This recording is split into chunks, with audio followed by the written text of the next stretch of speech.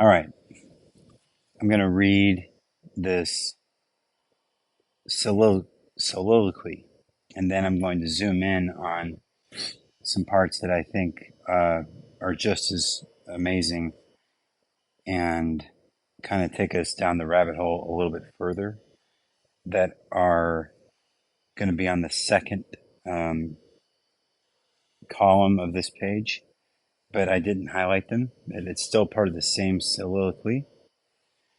So the soliloquy begins on the left side of the page at the bottom left. To be or not to be, that is the question. Whether 'tis nobler in the mind to suffer the slings and arrows of outrageous fortune, or to take arms against a sea of troubles, and by opposing end them, to die, to sleep no more, and by a sleep to say we end the heartache and the thousand natural shocks that flesh is heir to. 'Tis a consummation devoutly to be wished, to die, to sleep, perchance to dream. Aye, there's the rub. For in that sleep of death, what dreams may come when we have shuffled off this mortal coil, must give us pause. There's the respect that makes calamity of so long life.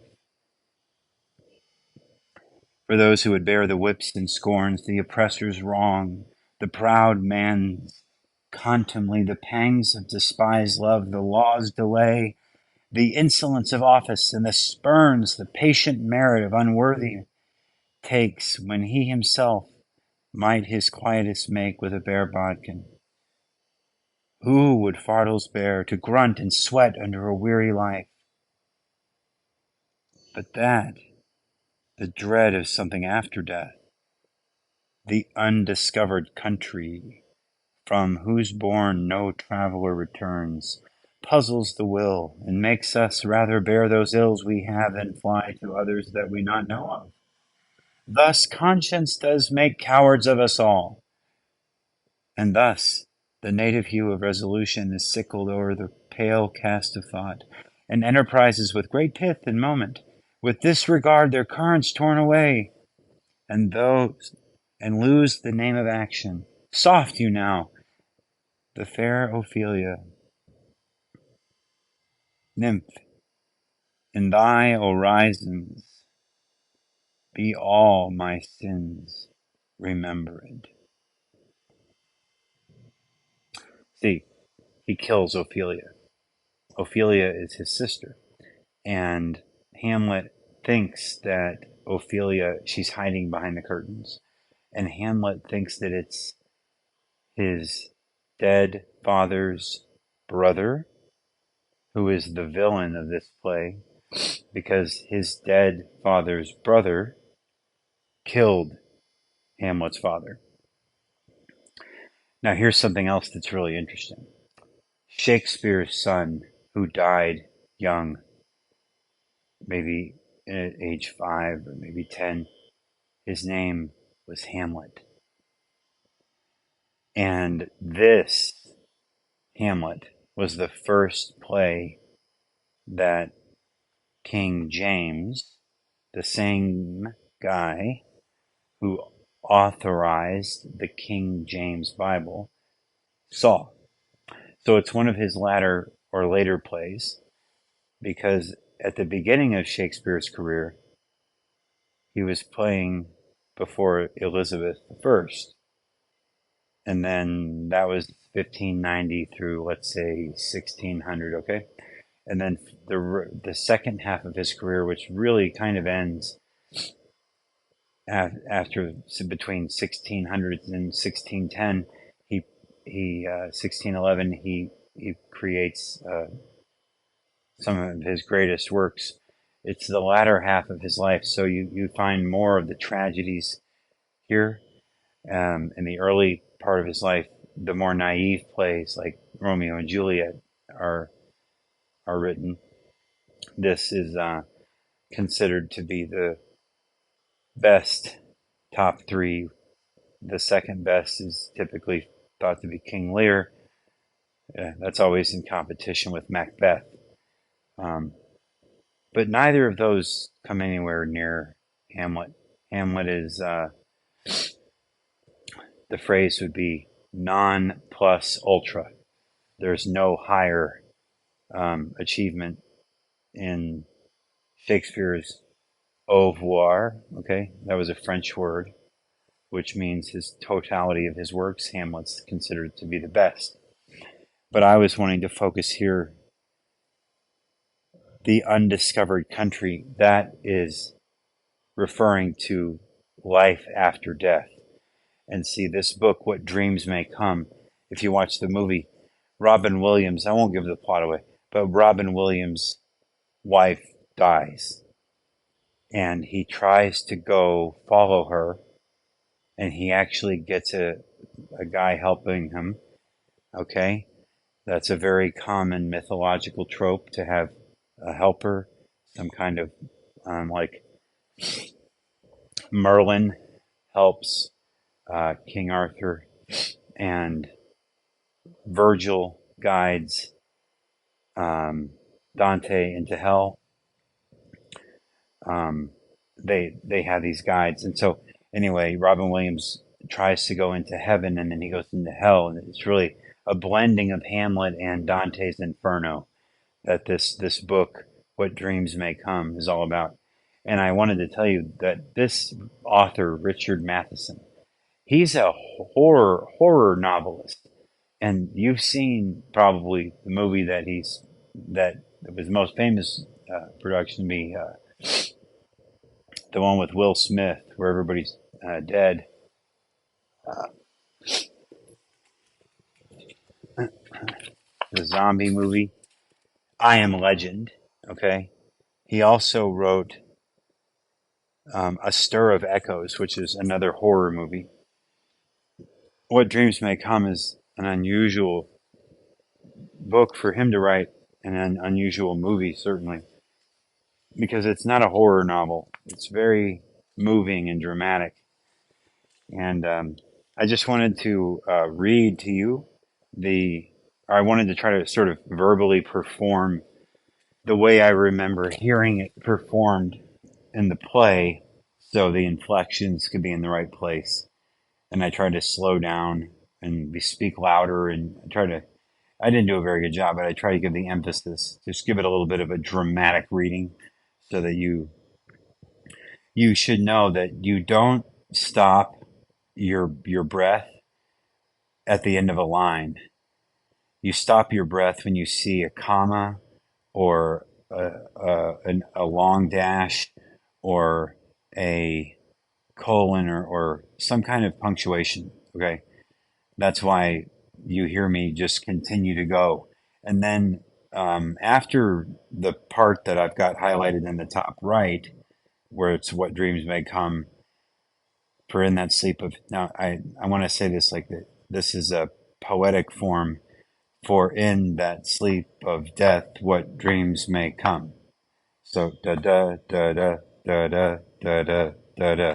That is iambic pentameter, and that is the same meter. It's a poetic meter, metre, poetic meter, that is used in the Iliad and the Odyssey.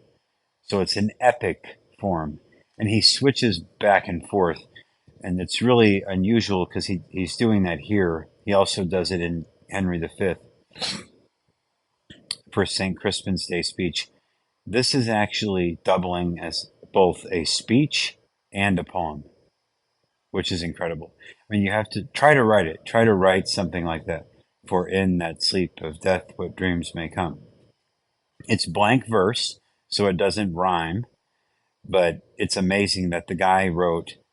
He did it in Henry V as well. The St. Crispin's Day speech and Henry V. Absolutely phenomenal. I think that's the best. Because what that is a sonnet. It's a speech written in blank verse iambic pentameter, and it's also a perfect 16-line sonnet. That's a 4x4 sonnet. It's just, the guy was a genius, Shakespeare. I mean, there's so much hidden, beneath the words. He's talking here about, let's look at this here. Shuffled off the mortal coil. Well, mortal coil refers to like earth. So shuffling off the mortal coil means dying, right? And then it says that makes calamity of so long life. And they've got a little thing there, lifetime, right? That makes calamity, a disaster of a long life. Well, why would a long life be disastrous? Because then it goes on and tells you the answer. For who would bear the whips and scorns of the oppressor's wrong? This is a list, okay? That's one. The proud man's contumely. Now that means like contumacious means like the proud man's ego. The pangs of despised love. The law's delay. Law takes forever. Like just think about the thing that's going on now. It takes forever. The insolence of office. Insolence means like corrupt. The corrupt office holders. The spurns. The spurns that patient merit of the unworthy takes. So that's a very poetic way of saying unworthy people tend to. So, the phrase is nice guys finish last. That's what he's saying there. Okay. The patient merit of the unworthy takes when he himself might his quietus make, it just means quiet, with a bare bodkin. Okay, that's a bare hat. Who would fardels bear to grunt and sweat under a weary life, but that the dread of something after death, the undiscovered country from whose bourne, so you're born into death, no traveler returns. It puzzles the will. It puzzles all of us. And it makes us rather bear those ills we have than fly to others that we not know of. Thus, this is a great line, conscience makes cowards of us all. Think about that for a minute. So fearing death or fearing Satan or fearing hell, right? It makes cowards of us all because we're scared, because we don't know what happens. Okay. And thus the native hue of resolution is sickled over pardon me, I'm going to say it again. And thus conscience does make cowards of us all. And thus the native hue of resolution is sicklied o'er the pale cast of thought. Oh, it's amazing language. And enterprises of great pith. Pith is the part underneath the skin of an orange, but not the orange. It's the white part that's bitter. Pith. Pith and moment. With this regard, the currents turn awry, so that the river turns. The current of the river turns awry, and lose the name of action. Soft you now, the fair Ophelia, nymph. Nymph just means young woman. Okay, in it's horizons, right? But he's just being poetic. Horizons be all my sins remembered. So whenever you see that little apostrophe, it means to say it like remembered instead of remembered. Now she's still alive, right? Because she's talking, good my Lord, how does your honor for this many a day? So later he kills her by accident. And he consigns himself to the afterlife of hell at the end of the play. And so the tragedy, remember the definition of a comedy, according to Aristotle, is that the protagonist gets what he wants in the end. That's why they call Romeo and Juliet a tragedy, but most scholars view it as a comedy because they actually do get what they want. Romeo and Juliet, we'll call them co-protagonists, they get what they want. they get to be in love with each other despite the fact that their families fighting, like the Hatfields and McCoys. Well, in this case, Hamlet doesn't get what he wants. There's no justice for Hamlet.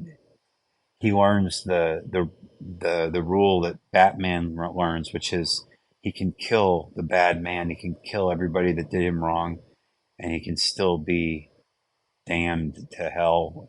He can still be miserable, and it won't bring his father back. That's what he wants. He wants his dad to be revivified because he keeps seeing his father as a ghost.